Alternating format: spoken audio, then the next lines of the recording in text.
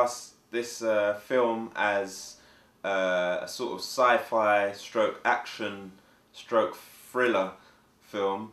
It comes under many genres, and I think the mood of the film itself will kind of reflect that, because we'll be using quite low lighting, and also some of the camera angles will be using quite edgy and different, so it will hopefully come together quite nicely.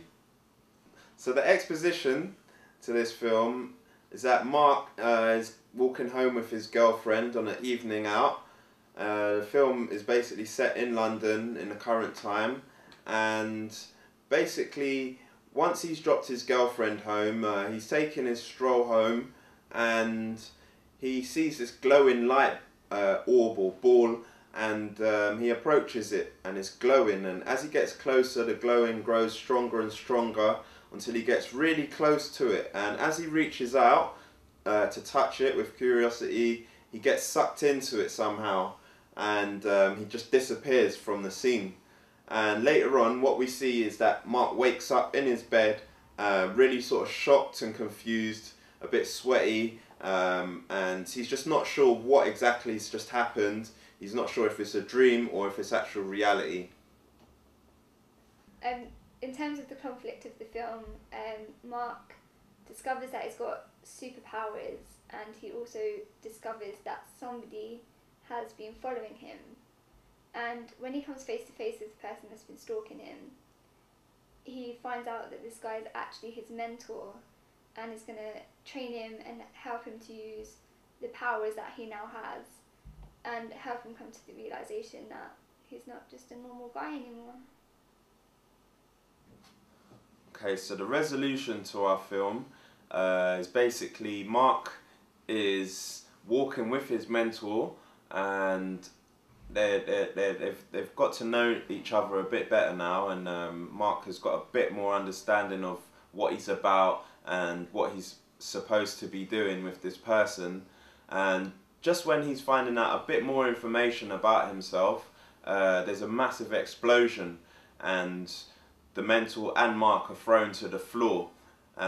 Basically, once all the smoke and the big sort of explosion has sort of cleared, we can see like a shadow or person standing over the mentor, and he's just been killed, the mentor. So what happens, Mark tries to chase this person. As he gets closer, the person just disappears, and it's just too late. Mark goes up to his mentor, and his mentor is actually whispering his last breaths, and he actually gets to mention something quite significant to Mark's future, just letting him know that there are others out there like him, and just letting him know a bit more about himself, and who and what these people are and what they want and why they've killed his mentor.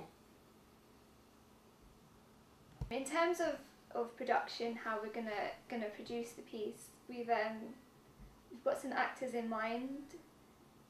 Obviously we're gonna man the equipment ourselves. We've got a list of shots and stuff that we need to get, locations. We're gonna be shooting in an office, in a house, and also against a green screen. That's gonna be a big part of the production, shooting in front of a green screen. We're going to use Adobe After Effects, Final Cut Pro and Pro Tools to merge everything together.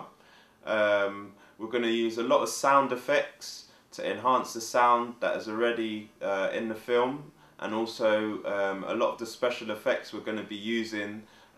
We've done a lot of research into the superpowers, and we've been looking at various methods of recreating all these different powers, such as the illusion of invisibility, the jumper effect, and many more. We're going to be using several different music pieces throughout the short film, mostly up-tempo, quite suspenseful. We've got a lot of scenes where it's quite mysterious, and you know, we're not sure exactly what's going to happen next, so we're going to try and complement that with music that complements that. And also we're going to be using lots of Foley sounds to enhance what we've already got. and to make things seem even more of superhuman, so to speak. Okay, one of the effects we're going to be using basically gives the impression that the character has turned invisible, but to make it more interesting, instead of him just being gone, we use something called a displacement map, which actually you can see the outline of a character, but you can see through them as well. You can see the background through the character. So another special effect we're going to use is the jumper effect, which is basically when our character is going to appear in one scene, disappear very quickly, and appear somewhere else in a different location. This effect has been used before in a film called Jumper, and we've called it the jumper effect. So we're going to see that effect used quite a lot in the film, and also the Mentor is going to be able to use this effect also. Another special effect that we're going to use is an energy ball effect, which we're going to use to create the light orb that sucks Mark in. To do that, we use Adobe After Effects, and we'll create a circular mask on a solid layer, and we will add fractal noise to give the sort of effect, the inside glowy effect. We'd also add a radial blur to it to make it expand, make it glow that little bit more. So hopefully it looks something like this.